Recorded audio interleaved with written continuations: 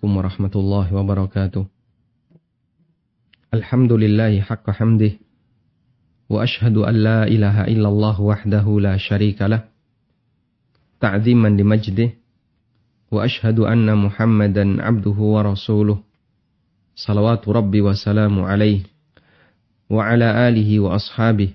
Wa man sara ala nahjih wa stanna bisunnatih ila yaumiddin. Alhamdulillah, puji syukur kita haturkan kehadirat Allah Azza wa Jal. Kembali kita melanjutkan kajian rutin kita membahas buku Tafsir Salat. Dan insyaAllah di kesempatan kali ini kita akan membaca antara khusyuk mukmin dengan khusyuk munafik. Bagi Anda yang memiliki bukunya, silahkan dibuka halaman 13. Di antara fenomena yang terjadi di tengah para penganut sufi, kita sebut sebagai penganut sufi karena merekalah mayoritas yang melakukan aktivitas semacam ini, adalah keberadaan khusyuk nifak. Itulah khusyuk gaya munafik. Sahabat Hudzaifah radhiyallahu anhu pernah mengingatkan fenomena semacam ini. Beliau mengatakan, Iyyakum wa khusyu'an nifaqi. Faqila lahu wa ma khusyu'un nifaq. Hati-hati kalian, hindari khusyuk nifak. Lalu ada yang bertanya kepada Hudzaifah, apa yang dimaksud dengan khusyuk nifak? Qala antaral jasada khashi'an wal qalbu laisa bi khashi'. Engkau melihat fisiknya seperti orang yang khusyuk, padahal hatinya sebenarnya tidak khusyuk. Sehingga khusyuk nifak adalah khusyuk yang dibuat-buat, sementara batinnya tidak menunjukkan rasa khusyuk. Sementara khusyuk iman adalah khusyuk yang timbul karena pengagungan terhadap Allah Subhanahu wa taala. Pengagungan hamba kepada Allah sehingga hatinya dipenuhi rasa takut dan malu di hadapan Allah Azza wa Jalla. Sehingga mereka khusyuk bukan disebabkan karena ingin menampakkan kekhusyuannya di hadapan orang lain, tapi dia khusyuk dilatar belakangi karena pengagungannya kepada Allah Subhanahu wa taala. Saya pernah melihat sebagian penganut sufi yang dia ketika sholat sambil seperti gemetar-gemetar gitu ya. Kemudian ketika dia membaca Al-Qur'an kadang seperti misalnya seperti dibuat gemetar-gemetar. Dan kami tahu bahwasanya orang ini tidak ngerti bahasa Arab. Wallahu ta'ala alam apa yang membuat dia seperti gemetar-gemetar. Tayyib, intinya kita bisa memahami bahwa khusyuk yang diisyaratkan oleh Hudzaifah Ibnul Yaman yang disebut dengan khusyuk munafik adalah khusyuk yang ditampak-tampakkan, padahal sebenarnya hatinya dia jauh dari khusyuk. Ibnul Qayyim menjelaskan perbedaan antara khusyuk karena iman dan khusyuk karena munafik. Khusyuknya munafik. Wal farqu baina khusyu'il imani wa khusyu'in nifaq.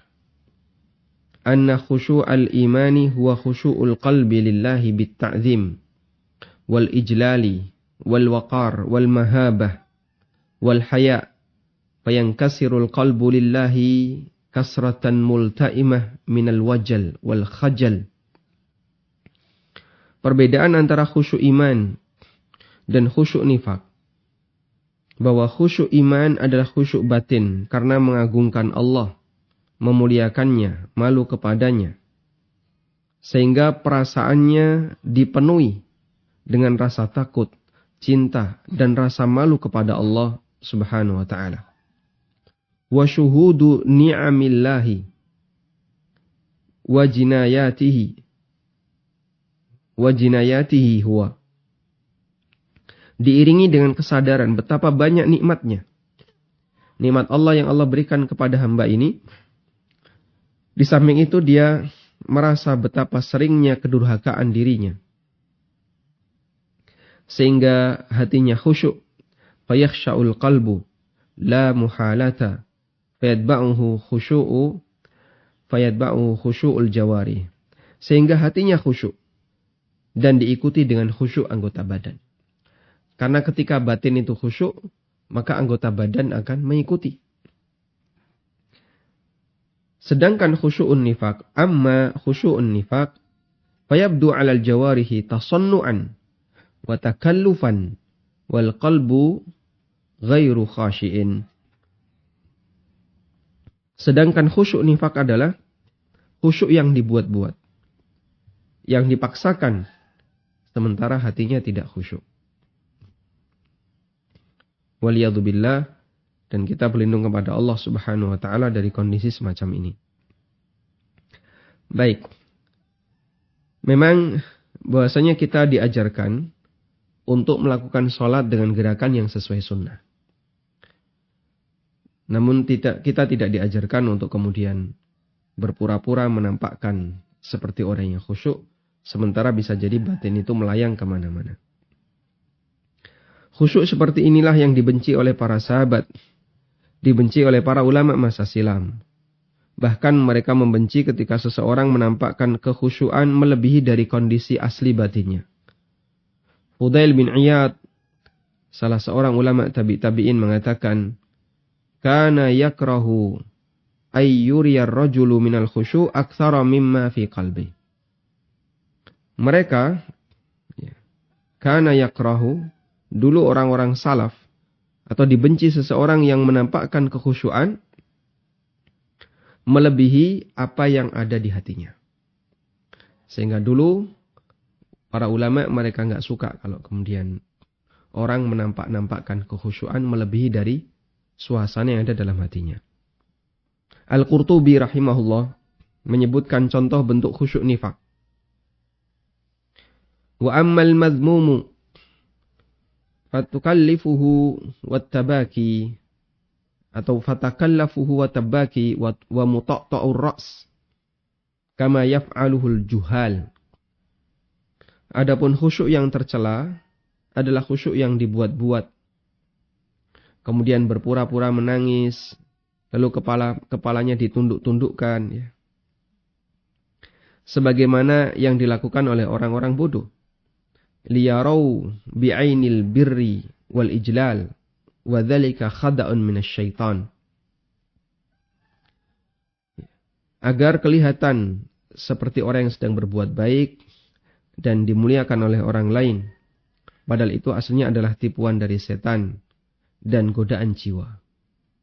Nah, dan terkadang kita melihat ada orang yang tangannya digetar-getarkan, dipaksakan menangis, padahal di luar masjid kegiatannya sering berbuat maksiat. Wallahu ta'ala alam. Wa na'udzu billahi min khusyu'in nifaq. Dan kita berlindung kepada Allah Subhanahu wa ta'ala dari khusyuk munafik. Di saat yang sama kita mohon kepada Allah Subhanahu wa ta'ala khusyuk al-iman. Khusyuk yang dilandasi karena iman. Kemudian kita beralih ke catatan yang ketiga.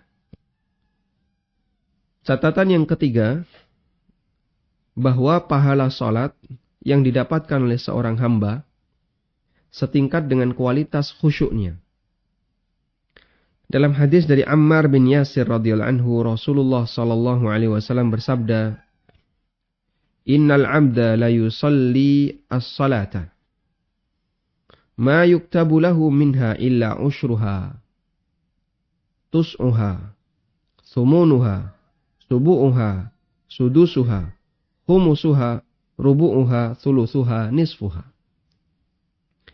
Seorang hamba yang salat, dia tidak mendapatkan pahala dari salatnya kecuali 1/10-nya, 1/9-nya, 1/7, 1/6, 1/5, 1/4, 1/3, setengah. Dan di sini Nabi SAW menyebutkan mereka hanya dapat pahala setengah ke bawah. Ada yang dapat pahala setengah. Ini yang nilai atau angka yang paling tinggi yang disebutkan dalam hadis. Dan ada yang di bawahnya, setengah, 1/3, 1/sekian, 1/sekian. Yang paling rendah yang boleh disebutkan adalah 1/10. Tapi ini bukan pembatasan. Artinya mungkin saja orang melakukan sholat sementara pahalanya di bawah 1/10. 1/100, 1/1000, bahkan bisa jadi 1/1.000.000. Wallahu alam, betapa sedikitnya pahala yang dia dapatkan. Nah, Nabi SAW menyebutkan pahala yang berbeda-beda. Bagi orang yang mengerjakan sholat tergantung dari kualitas sholatnya. Dan tingkatan kualitas sholatnya ditentukan oleh lahir batin sholatnya. Di antaranya adalah faktor kekhusyuannya dalam sholat. Sehingga orang yang tidak khusyuk dalam sholat, maka semakin kecil nilai pahalanya. Untuk itu para ulama sepakat bahwa pahala yang didapatkan seseorang dari sholatnya sesuai dengan tingkat kekhusyuannya. Abdul Wahid bin Yazid, beliau adalah Abu Ubaidah al-Basri, ulama generasi tabi'in, termasuk muridnya Hasan al-Basri. Abdul Wahid bin Yazid rahimahullah pernah mengatakan, Ajma'al ulama'u ala annahu laysa lil 'abdi min salatihi illa ma aqal. Ulama sepakat bahwa seseorang atau seorang hamba tidak mendapatkan pahala dari salatnya selain apa yang dia renungkan dari salatnya. Riwayat yang menegaskan hal ini adalah keterangan Ibnu Abbas radhiyallahu anhuma. Beliau pernah mengatakan, laisa laka min salatika illa ma aqalta minha. Pahala dari salatmu hanya senilai apa yang kamu pikirkan dari salatmu. Dan itulah khusyuk, menghadirkan perasaan batin untuk fokus terhadap kegiatan salat yang kita kerjakan. Karena itulah orang yang tidak khusyuk dalam salatnya, maka tidak ada pahala baginya. Karena khusyuk adalah ruh dan inti salat. Ibnul Qayyim mengatakan, al-khusyu'u wa at-ta'aqqulu ruhus salati wa maqsuduha. Khusyuk dan fokus memikirkan salat adalah ruh salat. Wa maqsuduha, dan tujuan salat. Wa lubbuha, dan inti dari salat. Fakaifa yu'taddu bi salatin faqadat ruhuha wa lubbuha. Maka bagaimana mungkin salat seseorang itu diperhitungkan sementara ruh dan bagian intinya hilang. Sehingga jamaah yang dimuliakan Allah, kita bisa memahami di sini ketika orang salat sementara hatinya tidak hadir, maka tidak ada pahala baginya. Meskipun bisa jadi dia telah menggugurkan kewajibannya. Bahkan sebagian ulama menyebutkan salat yang tidak khusyuk lebih dekat kepada hukuman daripada kepada pahala. Hasan al-Basri mengatakan, kullu salatin la yahduruha qalbuka fahiya ilal uqubati asra'u minha ila thawab. Semua salat yang tidak menghadirkan hati lebih dekat kepada hukuman daripada mendapatkan pahala. Semoga Allah Subhanahu wa taala memudahkan kita untuk bisa mendapatkan pahala dari salat kita dengan memperhatikan bagian ruh ini, yaitu berusaha untuk khusyuk dalam salat. Baik. Dan nanti ini juga akan dibahas oleh Ibnu Qayyim tentang orang yang salatnya rusak, bahwa orang semacam ini justru nanti akan dihukum oleh Allah Subhanahu wa taala karena dia sama sekali tidak perhatian dengan bagian ruh salatnya. Nanti akan dibahas di 5 tingkatan orang yang sedang melaksanakan salat. Selanjutnya yang keempat, kita akan membaca tentang makna hadis Nabi SAW melihat Allah ketika beribadah. Dalam hadis Jibril dari sahabat Umar bin Khattab radhiyallahu anhu, Nabi SAW pernah ditanya tentang Islam, iman, ihsan, dan tanda-tanda hari kiamat. Ketika beliau ditanya tentang ihsan, Rasulullah SAW menjawab, "An ta'budallaha ka'annaka tarah, Fa illam takun tarahu fa innahu yarak.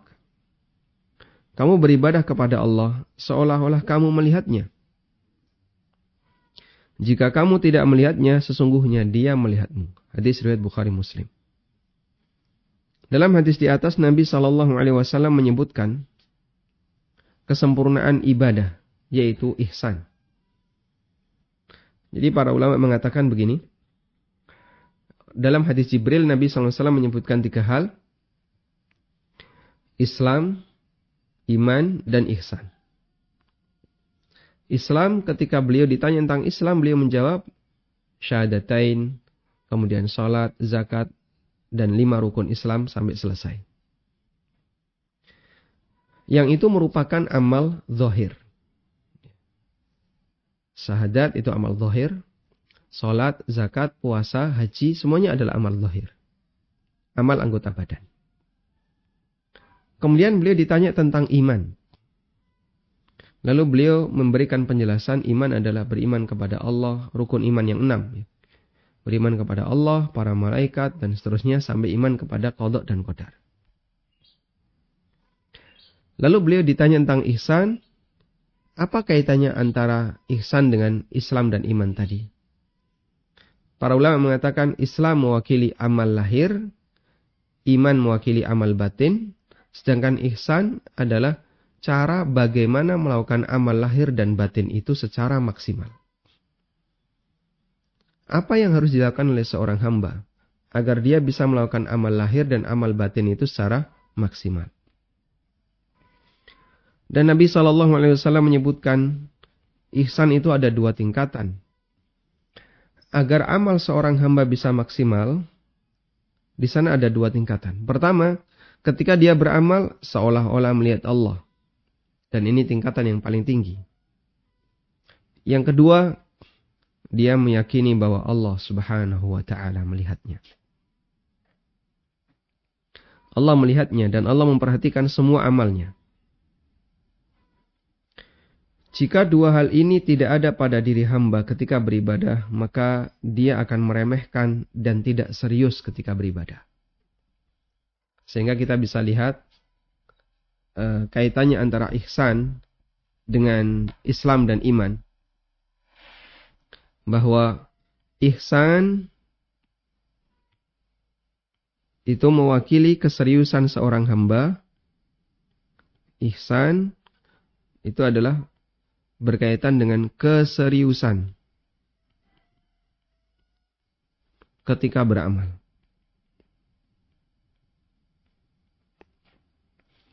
Sehingga orang yang beramal akan serius ketika dia punya ihsan. Nah, tingkatan keseriusan itu berbeda-beda. Nabi SAW menyebutkan ada 2 tingkatan. Pertama, seolah-olah melihat Allah.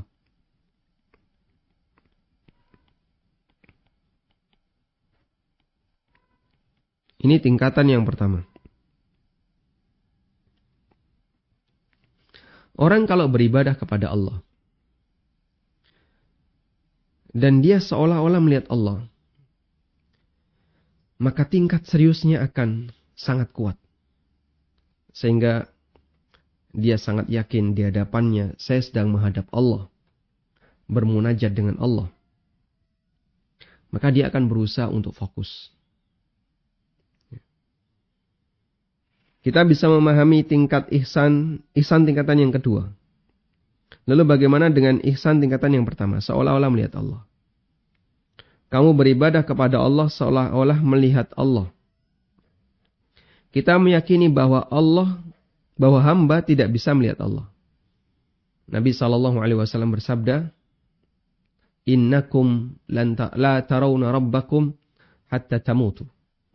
Kalian tidak akan melihat Rabb kalian sampai kalian mati.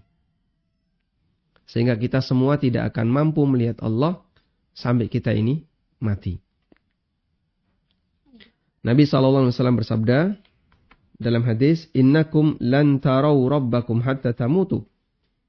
Sesungguhnya kalian tidak akan melihat Rabb kalian sampai kalian mati. Lalu apa makna ibadah seolah-olah melihat Allah? Anda garis bawahi kata seolah-olah. Kita garis bawahi kata seolah-olah. Nabi SAW hanya membuat gambaran. Seolah-olah. Dan bukan kejadian real yang ada. Kalimat seolah-olah dipahami oleh para ulama sebagai bentuk istihdarul qalbi. Apa itu istihdarul qalbi? Menghadirkan perasaan ketika dia beribadah seolah-olah Allah berada di hadapannya. Sehingga dia akan melakukan ibadah itu dengan sangat serius. Sangat fokus, sangat khusyuk, diiringi dengan rasa takut dan harapan agar ibadahnya diterima. Kalau saya bekerja atau kita bekerja, terus bos atau siapa, misalnya supervisor, ada di belakang kita. Dia ngawasi kita langsung. Dia keliling dari satu meja ke meja sebelahnya. Satu supervisor mengawasi 5 orang. Mungkin nggak kira-kira terus kita sempatkan buka Facebook atau Instagram atau nonton video di YouTube sementara bos ada di belakang. Supervisor sedang mengawasi di belakang kita. Kita nggak bakalan berani. Sehingga kita akan fokus bekerja, dan bekerja. Maka seperti itu pula ketika kita sedang beribadah kepada Allah. Dengan semangat istihdarul qalbi, menghadirkan perasaan seolah-olah kita melihat Allah. Maka ibadah itu akan sangat fokus. Sementara kita yakin Allah memperhatikan lahir batin kita. Sehingga bagian lahirnya fokus. Tidak tolah-toleh, tidak banyak bergerak. Kemudian batinnya juga fokus, tidak lari kemana-mana. Apalagi ketika dalam kondisi semacam ini, maka muncul ta'zim. Jadi di sini kan pengaruhnya adalah ta'zim kepada Allah. Mengagungkan Allah. Kemudian apalagi misalnya? Rasa takut kepada Allah, khauf. Kemudian apalagi? Kemudian roja diiringi dengan harapan. Di hadapanku ada Allah. Sehingga kalau saya memohon sesuatu akan saya sampaikan kepada Allah. Di saat itulah dia keluhkan secara maksimal keinginannya. Masalah-masalah yang dia hadapi. Mahabah. Kemudian juga diiringi dengan rasa takut. Karena keagungan dan kebesaran. Kemudian ada khajal. Dan seterusnya.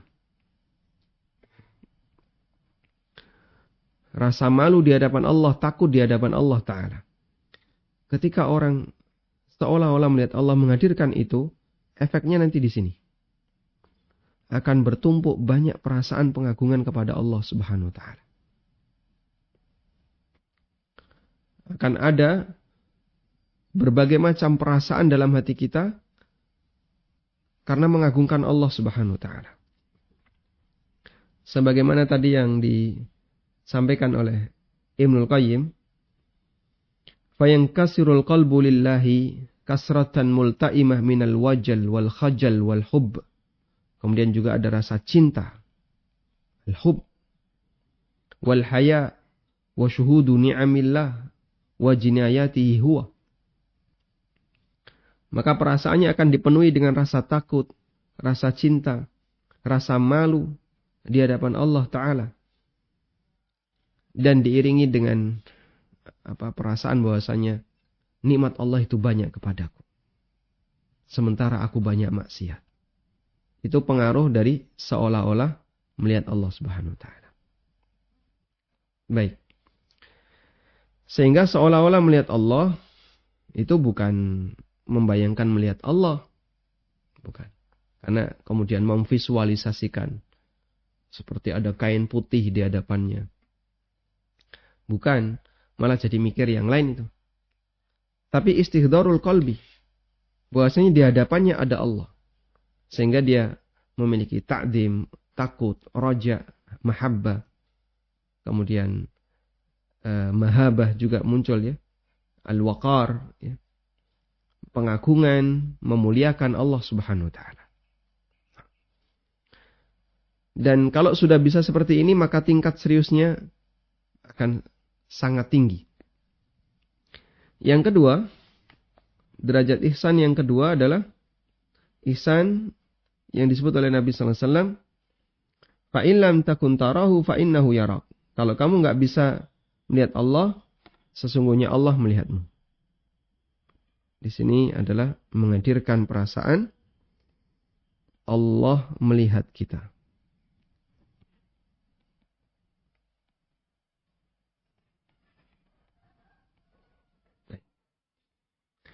Kita tambahkan dulu keterangan Syekh Ibnu Baz rahimahullah terkait makna seolah-olah melihat Allah.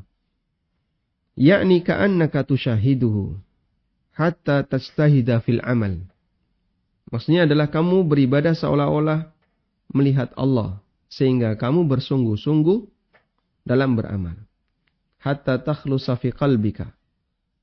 Sehingga kamu berusaha untuk ikhlas dalam beramal. Dan kau tunaikan amal itu ala khairi wajhin. Dengan cara yang terbaik. Wa akmali wajhin. Dan cara yang paling sempurna. Fa innal mu'mina idza amila ka'annahu yushahidu allaha wa anna allaha amamahu fa innahu yastahidu fil amal wa yahris ala ikmalihi wa itmamihi. Karena ketika seorang mukmin beramal saleh dan dia seolah-olah melihat Allah, bahwa Allah ada di hadapannya, maka dia akan bersungguh-sungguh dalam beramal dan semangat untuk melakukannya dengan sempurna. Dan itulah kondisi real yang dihadapi oleh seorang hamba pada saat dia menghadirkan perasaan seolah-olah melihat Allah Subhanahu wa taala. Nah, dan ini semakna dengan sabda Nabi SAW dalam riwayat yang lain. Ketika beliau menjelaskan tentang ihsan, beliau mengatakan, Antakhsha allaha ka'annaka tarah. Engkau takut, antakhsha allaha ka'annaka tarah. Engkau takut kepada Allah seolah-olah engkau melihat Allah. Hadis riwayat Muslim. Apa yang bisa Anda bayangkan ketika Anda salat di hadapan Allah dan Dia mengetahui lahir batin kita? Maka kita tidak akan berani berkutik. Gak berani menoleh. Hati akan fokus. Tidak melayang kemana-mana. Itulah pengaruh ihsan ketika beramal yang membuat amal ini akan semakin bernilai. Kalau orang kafir, ketika dia ingin khusyuk dalam beribadah, agar dia ingat Tuhannya, maka Tuhannya dibuat visualisasi. Jadilah berhala. Sehingga berhala itu adalah sebagai visualisasi dari Sang Tuhan menurut mereka. Agar mereka bisa fokus ketika beribadah. Karena mereka sedang menghadap Tuhan. Anda jangan bayangkan orang kafir kok nyembah batu. Ya memang bentuknya batu dia.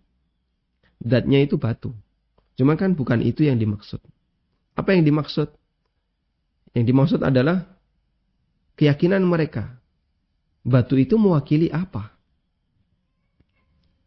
Sebagaimana kaumnya Ibrahim alaihissalatu wassalam. Kaumnya Ibrahim punya banyak sekali berhala.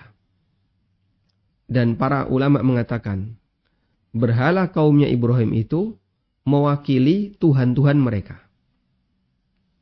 Mereka itu meyakini bahwa benda-benda langit itu adalah rohnya orang-orang saleh.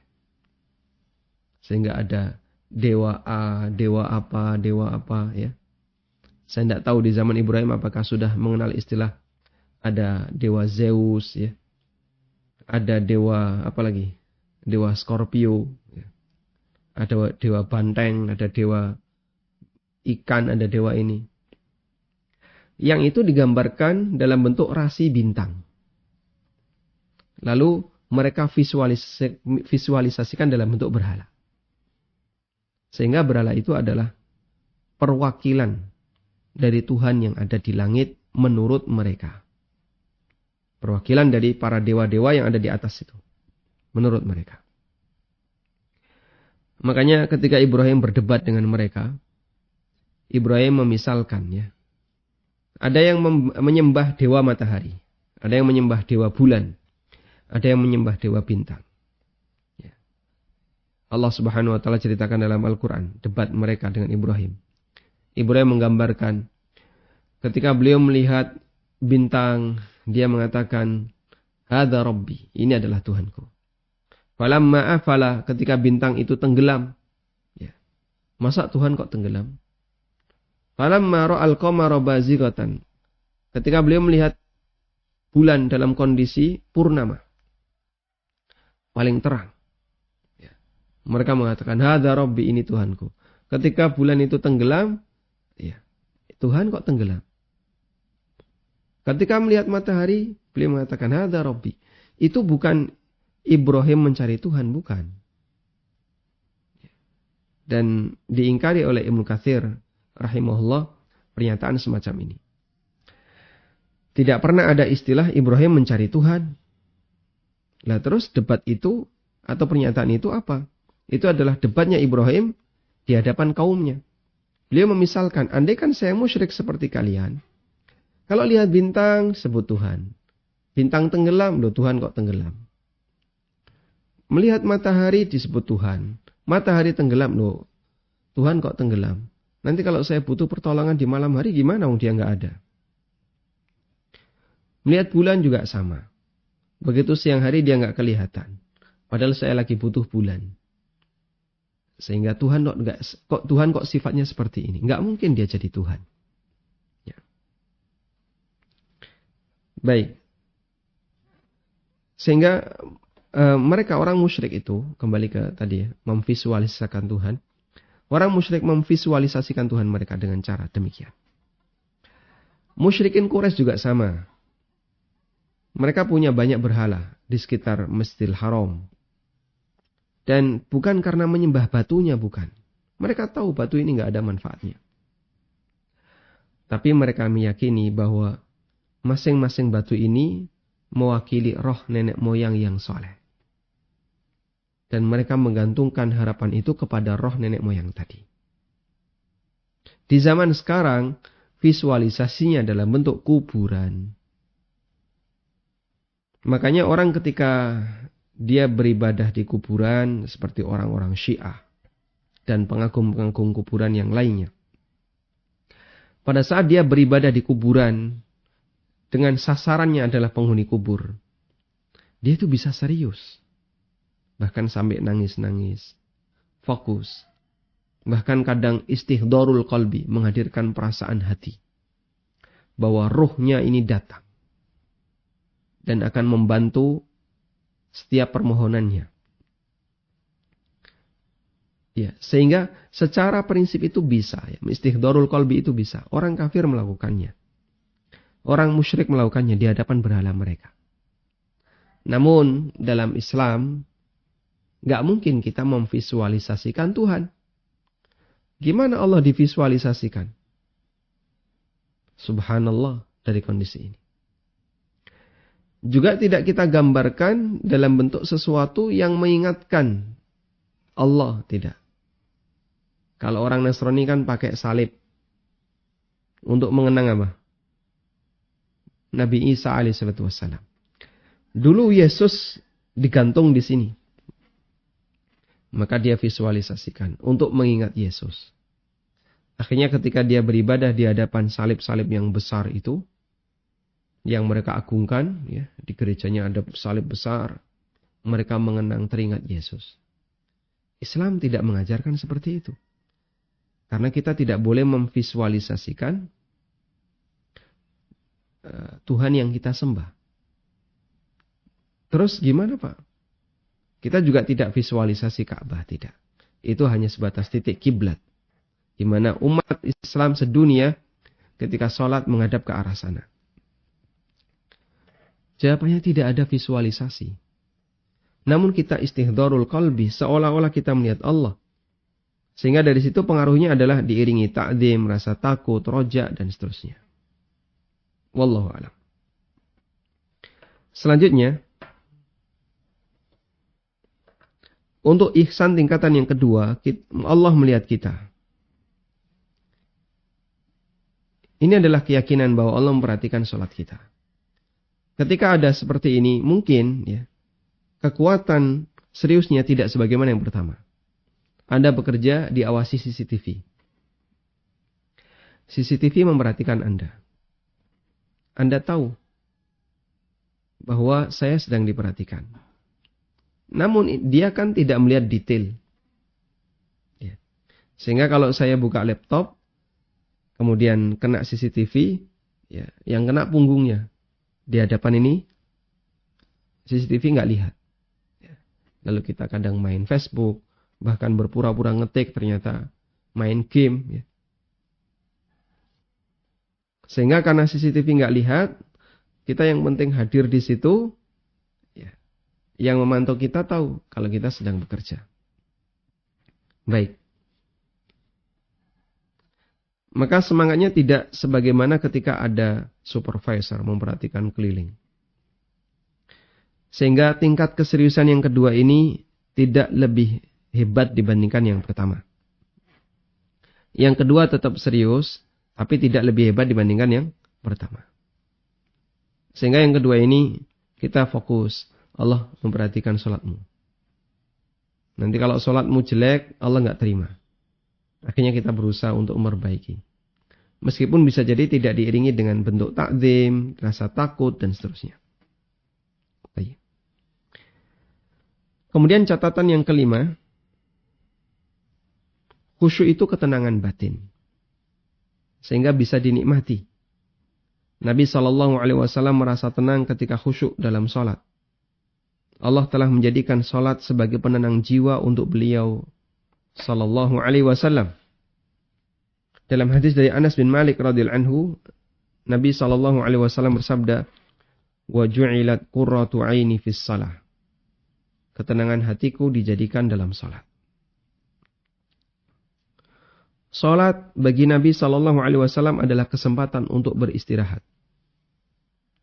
Melepaskan kepenatan batin setelah berinteraksi dengan banyak masalah.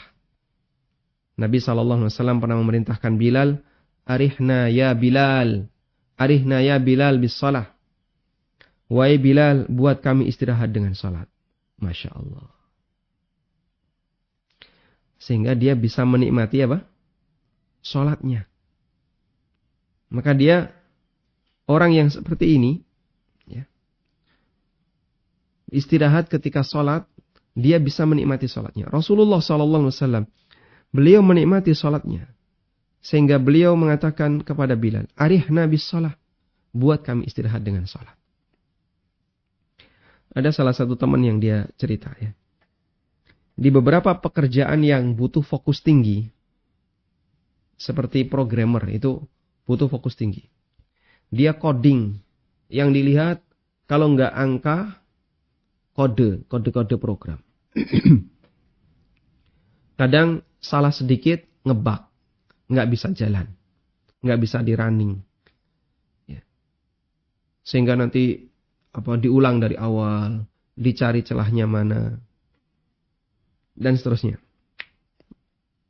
Lalu beliau mengatakan begini. Di perusahaan itu, ada banyak sekali permainan. Ada drone, ada robot-robotan, ada mainan remote. Nah itu dipakai apa? Jadi para programmer itu kalau capek misalnya lagi ngoding capek, untuk melepas kepenatan, dolanan drone. Nanti dia ngoding lagi, capek, nanti lihat ikan, ngasih makan ikan. Capek lagi, ngasih makan kelinci. Sehingga ada banyak permainan-permainan di situ yang tujuannya adalah untuk melepas kepenatan. Baik. Siapa di antara kita yang ketika kita capek pikiran kita, terus kita sholat. Lalu kita lepas kepenatan kita dengan sholat. Mungkin jarang orang di zaman sekarang. Rata-rata kalau orang itu capek kan, lihat YouTube, video-video yang lucu itu, dia tonton. Lucu, dia bisa ketawa-ketawa, matikan, kembali bekerja.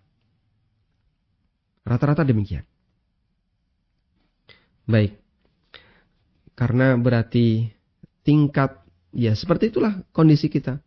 Berarti tingkatan suasana batin kita ya kayak gitu. Kita belum bisa menikmati kenikmatan yang sejatinya. Seperti sholat. Berzikir kepada Allah Subhanahu wa ta'ala.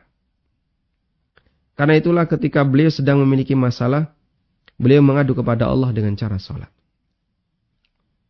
Sahabat Hudzaifah radhiyallahu anhu bercerita, "Kana Nabi sallallahu alaihi wasallam idza hazabahu amrun shalla." Nabi sallallahu alaihi wasallam ketika punya masalah yang serius, beliau kerjakan salat.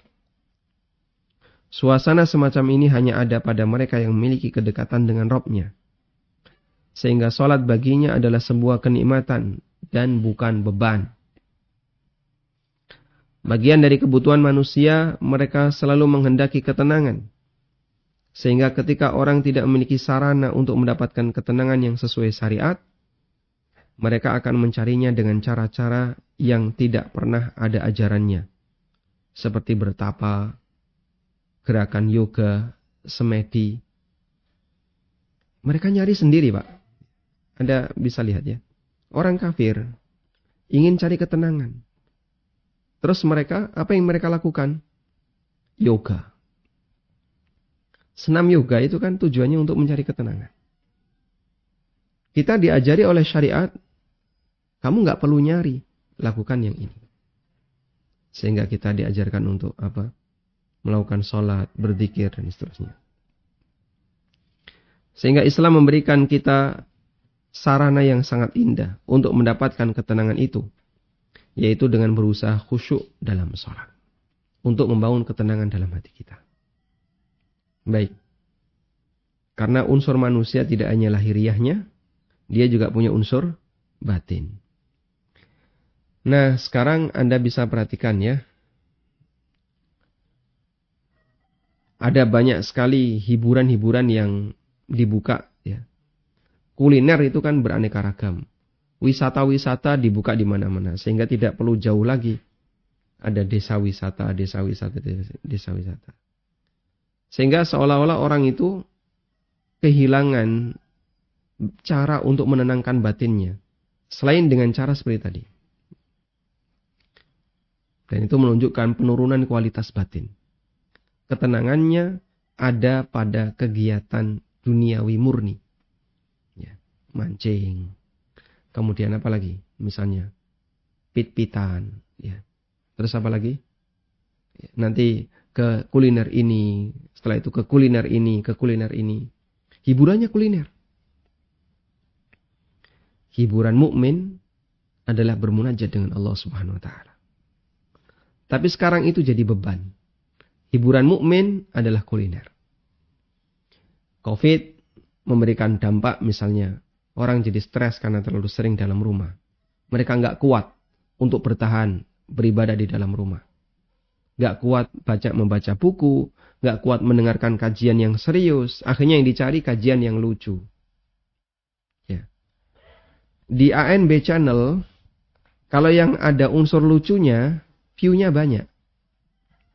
Berapa view-nya kalau yang ada unsur lucunya? Ya, kalau yang ada Mas Mitra, Masya Allah ya, belasan ribu. Kalau yang kajian fokus, berisi misalnya murni tentang ilmu, itu dikit.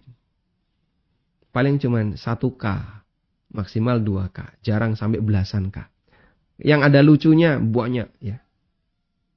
Dan kalau kita lihat di komen-komennya, Masya Allah, ini lucu, menghibur, mendidik. Nah sekarang coba, lucunya Anda coret. Coret lucu, hiburannya Anda coret. Mendidik saja. Yang konten yang akan kita buat. Tidak laku, Pak. Kalau laku dikit. Seperti itulah gambaran kualitas batin kita. Sehingga kita lebih banyak ingin hiburan-hiburan dunia. Padahal ketenangan batin seorang mukmin yang sejatinya, yang itu diberikan oleh Allah Subhanahu wa taala kepada sang Nabi sallallahu alaihi wasallam adalah bermunajat dengan Allah. Sebagaimana yang beliau katakan kepada Bilal, "Arihna ya Bilal bis salah." Mari kita istirahat wahai Bilal dengan salat. Sehingga Bilal diminta untuk mengumandangkan adzan dan iqamah agar beliau bisa beristirahat, bermunajat kepada Allah Subhanahu wa taala. Wallahu taala alam. Demikian yang kita sampaikan di kesempatan kali ini. Dan insyaallah untuk pertemuan berikutnya kita akan membahas tentang merenungkan makna gerakan dalam salat. Apa renungan yang bisa kita hadirkan ketika kita takbiratul ihram, ketika kita sedekap, berdiri, ketika kita ruku, sujud, dan seterusnya. InsyaAllah akan kita bahas di kesempatan berikutnya. Wa sallallahu ala nabiyyina Muhammadin wa ala alihi wa sahbihi wa sallam. Wa akhiru da'wana anil hamdulillahi rabbil alamin. Salurkan donasi Anda. Tidak ada satupun di antara sahabat Nabi SAW yang punya kemampuan kecuali mereka wakaf Untuk pembangunan SDTQ MIPS melalui rekening Bank Syariah Mandiri, kode bank 451, nomor rekening 7441049999 atas nama Yayasan Amal Abadi Indonesia. Info donasi 082 12345 7441. Semoga Allah Subhanahu wa taala memberikan keberkahan dan kemudahan. Wassallallahu ala nabiyyina Muhammadin wa ala alihi wa sahbihi wa sallam. Wa akhiru da'wana anil hamdulillahi rabbil alamin. Wassalamualaikum. Walhamdulillahi rabbil alamin. Sebelum kita lanjut ke tanya jawab, saya sedikit menyampaikan tentang apa status angin yang keluar dari kubul yang kemarin sempat ditanyakan oleh sebagian jamaah. Di sini saya mendapatkan keterangan dari web islamqa.info. Ikhtalafal fuqaha'u, para ulama beda pendapat, fi naqdil wudu'i bi khurujir rih min qubulil mar'ah. Ulama beda pendapat tentang apakah wudu itu batal disebabkan karena keluarnya angin dari farji, dari kubul wanita. Wadzalika ala qaulain, ada dua pendapat di sana. Al-qaulul awal, pendapat yang pertama, yang qudul wudu, angin itu bisa membatalkan wudu. Dan ini merupakan pendapat Syafi'iyah dan Hambali. Nawawi mengatakan ini ya, al-khariju min qubulir rajuli wal mar'ah au duburihima yang qudul wudu. Yang keluar dari jalan depan lelaki maupun wanita atau duburnya membatalkan wudu. Tayyib. Kemudian pendapat yang kedua, al-qaulus tsani la yanqudul wudu. Pendapat yang kedua tidak membatalkan wudu. Dan ini merupakan pendapat Hanafiyah dan Malikiyah. Kemudian di sini dicantumkan beberapa keterangan ulama Hanafiyah dalam Raddul Muhtar. Ini buku Hanafiyah mengatakan la yanqudu khurujur rih min qubulin wa dzakarin. Keluarnya angin dari jalan depan baik laki maupun wanita itu tidak membatalkan wudu. Al-Allamah Ad-Dirdir, ulama Malikiyah, beliau mengatakan idza kharajal kharij al-mu'tad min ghairil makhrajaini kama idza kharaja min al-fam aw kharaja baul min dubur aw rih min qubul walau qubul imra'atin aw min thaqabihi aw min thaqbatin fa innahu la yanqudu. Keluar angin atau cairan dari tempat yang tidak semestinya, dari tempat yang bukan biasanya. Misalnya keluar angin dari mulut orang sendawa, atau keluar kencing tapi dari dubur, atau angin dari kubul, termasuk kubul perempuan, la yang kudu, maka ini tidak membatalkan wudu. Wallahu ta'ala alam, intinya dalam hal ini ada khilaf di antara para ulama, dan yang ditarjih dalam fatwa ini adalah dinyatakan sebagai pembatal, karena Nabi SAW bersabda, la wudu'a illa min sautin aurihin. Tidak ada wudu kecuali karena kentut yang ada suaranya atau kentut yang ada baunya. Sehingga keluarnya kentut, keluarnya rih, keluarnya angin. Karena ada baunya, keluarnya angin dari kubul, termasuk di antara pembatal wudu.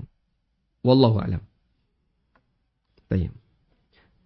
Mungkin demikian sebagai tambahan.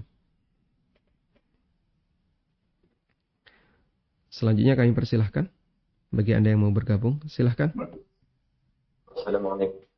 Waalaikumsalam warahmatullahi wabarakatuh. Silahkan Bapak. Apakah boleh satunya Mohon maaf Bapak, ya? Anda bisa cari posisi yang lebih bagus sinyalnya. Oh ya, ya. Halo.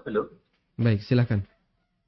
Apakah saya berdekat agar saya masuk di makrifat? Artinya sholat saya langsung naik ke langit. Artinya berzikrillah ala permain dari bulu, melakukan zikir-zikir itu ketika saya sholat saya langsung naik ke atas Ustaz. Tidak seperti kebanyakan orang yang sholat masih memikirkan ini dan itu. Namun terbantahkan dengan mana dalilnya mengumpulkan tarekat. Enggak boleh dibid'ahin. Itu seperti apa Ustaz?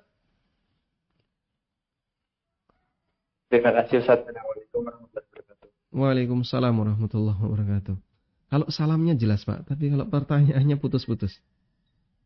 Gimana? Bisa ditangkap tadi?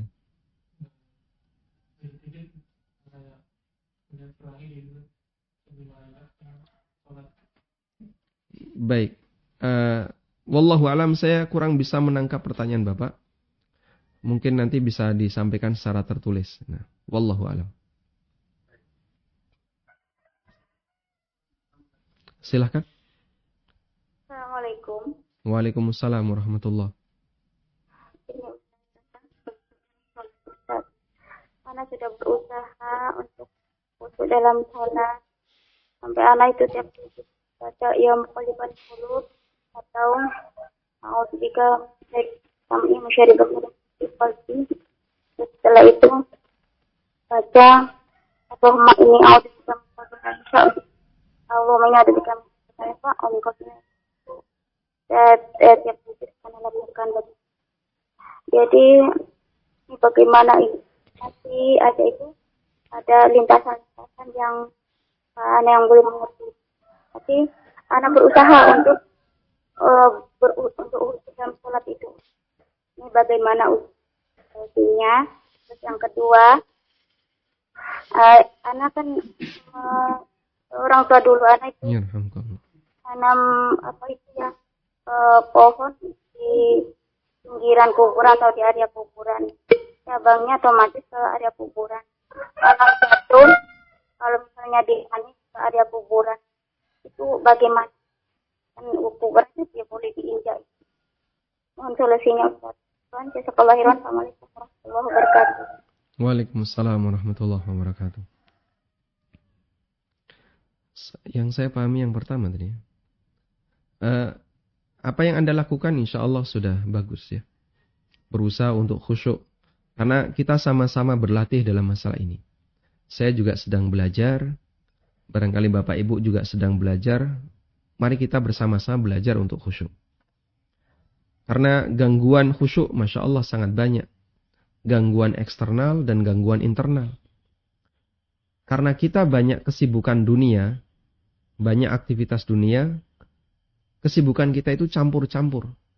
Sehingga masuk dalam kegiatan sholat yang kita kerjakan. Urusan ini belum selesai, urusan ini belum selesai, urusan ini belum selesai. Itu kan nambahi beban pikiran.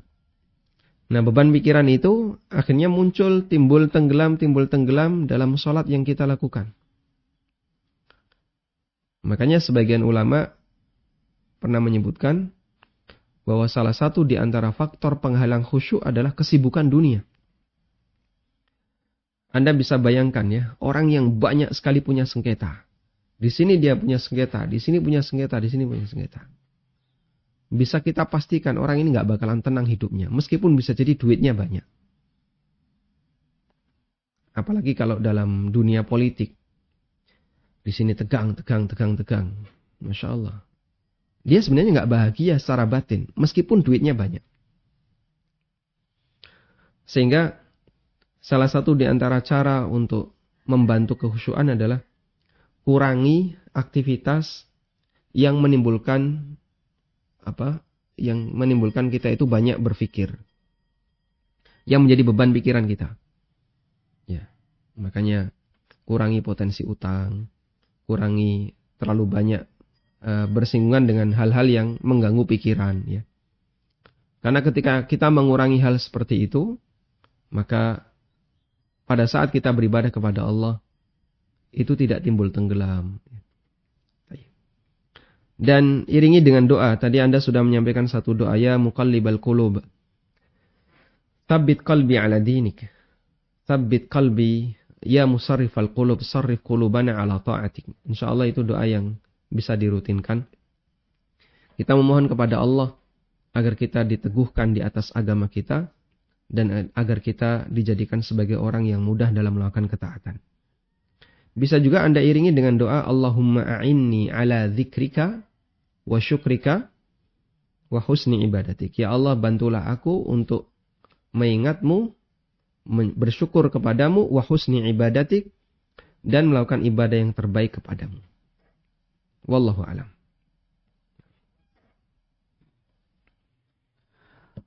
Di dekat rumah saya ada 2 masjid. Salah satu masjid tidak ada yang azan di waktu subuh, duhur, dan asar. Masjid tersebut ramai di waktu maghrib dan isya karena kami sibuk bekerja di siang hari. Pertanyaannya, apakah kami berdosa jika saya tidak terlibat untuk kemakmuran masjid tersebut? Berapa jarak antara masjid itu dengan masjid yang lain? Kalau jaraknya dekat, maka satu azan di satu kampung itu insya Allah sudah mencukupi tempat sholat yang lain. Sehingga misalnya ada masjid utama. Di masjid utama ini sudah ada azan. Ada musolah kanan kirinya. Yang jaraknya paling 100 meter, 200 meter. Nah, musolah kanan kirinya itu biasanya musolah ibu-ibu. Biasanya mereka baru hadir untuk sholat malam. Maghrib, isya, subuh misalnya. Atau subuh kadang ibu-ibu tidak muncul, akhirnya subuh tidak ada. Wallahu alam, selama adzan 5 waktu di kampung itu ada, meskipun diwakili oleh satu masjid besar, insya Allah itu sudah mengukurkan fardu kifayah. Kalau di Jogja, kampung itu kan kecil-kecil ya. Padukuan, nanti satu padukuan, kecil-kecil. Nah, selama satu padukuan yang kecil itu ada adzan, insya Allah sudah menggugurkan kewajiban fardu kifayah mereka untuk melakukan adzan. Wallahu a'lam. Baik.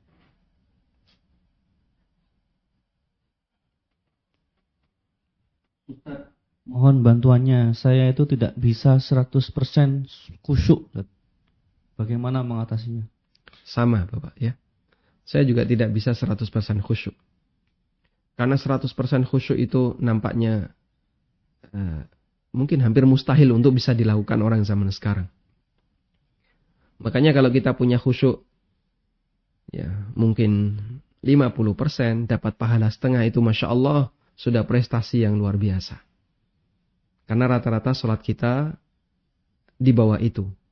Sehingga Nabi SAW menyebutkan, ada yang dapat pahala setengah, 1/3, 1/4, 1/sekian, ya, sesuai dengan kualitas sholatnya. Maka kita sama-sama belajar, sama-sama berusaha untuk menggapai nilai pahala yang lebih tinggi. Ya, bagaimana yang harus kita lakukan? Ya tadi, kita saat ini baru tahap belajar dengan membaca buku bersama-sama. Semoga setelah kita paham teori ini, nanti kita bisa praktekkan dalam sholat sehari-hari kita. Wallahu a'lam. Ustadz, sholat itu mengistirahatkan batin dari masalah dunia. Sementara dari penjelasan kemarin, sholat itu sudah sibuk mengurusi konten sholat. Apakah dengan sibuk mengurusi konten sholat justru mengistirahatkan batin atau bagaimana Ustadz? Mohon penjelasan. Baik. Orang ketika memiliki kesibukan yang bisa dia nikmati, dia akan merasa bahagia. Nge-game itu sibuk nggak? Sibuk ya? Sibuk. Anak-anak itu ketika nge-game itu fokus dia. Fokus sampai dipanggil orang tuanya, kadang nggak denger, nggak denger atau pura-pura nggak denger. Berkali-kali dipanggil, kadang dia nggak respon, sampai orang tuanya marah, akhirnya HP-nya yang diambil. Dia sedang sibuk itu anak, tapi dia menikmati itu kesibukan. Karena orang yang main game dia fokus dan dia menikmati fokusnya itu. Maka yang dimaksud dengan mengistirahatkan hati dengan melaksanakan sholat adalah dia arahkan hati itu untuk melakukan kesibukan bermunajat dengan Allah. Dan bagi orang yang hatinya bersih, hatinya bertakwa kepada Allah, itu adalah sebuah kenikmatan. Dia bisa bermunajat dengan Allah. Baik. Nelpon itu kan kadang orang bisa merasakan kenikmatan, kadang tidak bisa merasakan kenikmatan. Kok bisa, Pak? Maksudnya gimana? Kalau Anda menghubungi orang yang Anda cintai, betah nggak telepon-teleponan? Betah. Sehingga pengennya nelpon lama, pengennya bicara bisa banyak. Ya. Tapi kalau Anda dihubungi dengan orang yang Anda benci, kemudian Anda telepon-teleponan, perasaan batinnya gimana? Pengennya segera ditutup. Anak kita, sekarang lagi kondisi pandemi, mereka sekolah di rumah. Kalau ditelepon gurunya, itu pengennya gendang cepat rampung gitu ya. Kalau bisa segera selesai. Sehingga dites gurunya, disuruh baca ini, ditanya-tanya ini. Padahal mungkin cuma 10 menit itu rasanya lama sekali. Tapi kalau dia misalnya telepon-teleponan dengan temannya, WA-an dengan temannya, itu bisa lama ya. Bahkan kadang video call bareng teman-temannya yang lain, itu bisa lama. Dia bisa menikmati ketawa-ketawa. Ya contohnya seperti itu. Sebenarnya kita itu kan beralih dari satu kesibukan ke kesibukan yang lain. Yang jadi masalah adalah, apakah kita bisa menikmati kesibukan dalam sholat itu? Nabi SAW bisa menikmatinya. Beliau bermunajat dengan Allah ketika beliau sholat. Sehingga beliau menikmati sholat yang beliau kerjakan. Dan itulah yang dimaksud istirahat ketika sholat. Cuman karena kita tidak bisa menikmati, waktu kita sedang sholat, kita terasa tersiksa. Kita merasa, kapan ini selesainya, kapan selesainya. Kita nggak bisa menikmati. Padahal aslinya itu adalah sebuah kenikmatan. Dan kita memahami begini ya. Hati yang sakit, itu kalau diberi kenikmatan, rasanya akan pahit.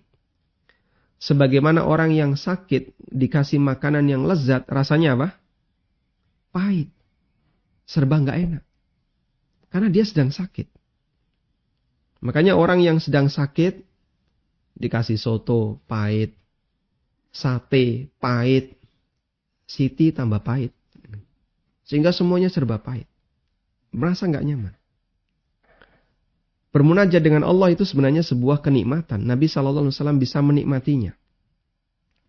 Dan mukmin yang baik bisa menikmatinya. Tapi ketika itu kita lakukan, bagi kita yang hatinya sakit, itu adalah siksaan.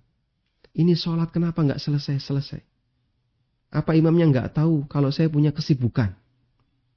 Sehingga dia diajak sibuk untuk sholat, dia berontak. Dia tidak mau. Dia nggak bisa menikmati. Anak kecil juga sama. Suruh mengerjakan soal, dia berontak, dia tidak mau. Tapi giliran suruh main game, dia mau. Padahal itu juga sibuk, butuh konsentrasi. Tembak kanan, tembak kiri. Itu kalau nggak konsentrasi, waton gitu aja ya, asal kalah dia. Padahal dia berusaha untuk bertahan, jangan sampai kalah. Tapi dia bisa menikmati. Anda ya, kita punya pengalaman begini ya. Kalau ada pelajaran yang mampu untuk kita kerjakan dan kita pinter di pelajaran itu, kita bisa menikmati nggak? Ada orang yang senang matematika. Dia dikasih soal matematika itu senang. Bahkan dia akan selalu mencari tantangan. Ini sudah bisa saya kerjakan. Saya cari tantangan soal yang lebih tinggi derajatnya, lebih tinggi grade-nya. Dia kerjakan itu. Oh, berhasil. Dia cari yang lebih tinggi grade-nya lagi. Dan begitu seterusnya. Yang seneng kimia nanti otak-atik rumus, ini jadi ini jadi ini. Dia menikmati itu karena dia seneng. Giliran pelajaran yang tidak dia suka, dikasih nahwu sorob, pusing dia. Makanya orang akan bisa menikmati pelajaran ketika dia suka pelajaran itu. Sama sebagaimana tadi. Yang bisa menikmati bermunajat dengan Allah, dia akan merasa senang, merasa bahagia ketika dia bermunajat dengan Allah Subhanahu wa taala. Wallahu taala alam, demikian yang bisa kita sampaikan, semoga bermanfaat. Wassallallahu ala nabiyyina Muhammadin wa ala alihi wa sahbihi wasallam. Wa akhiru da'wana anil hamdulillahi rabbil alamin. Wassalamualaikum warahmatullahi wabarakatuh.